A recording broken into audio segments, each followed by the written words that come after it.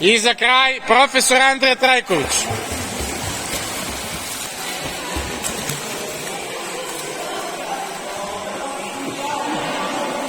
To se zove izviđački okret. Stao si da malo izvidiš situaciju i tako dalje i tako dalje.